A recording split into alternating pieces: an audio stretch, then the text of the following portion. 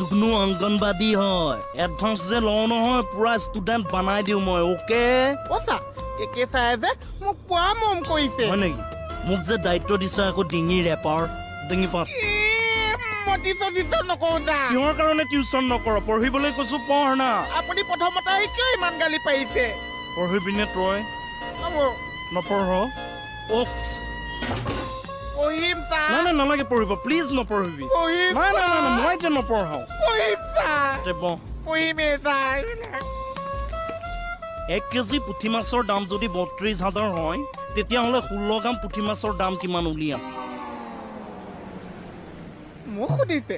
নাই সোধা মই এনেই কৈ আছো বকি আছো কিমান হ'ব আকৌ কওকচোন 1 কেজি পুঠি মাছৰ দাম যদি 32,000 হয় 16 গ্ৰামৰ দাম কিমান হ'ব ওচা মই পুঠি মাছ খাই বেয়া পাইছো সেইকাৰণে উত্তৰটো নাজানিছো চা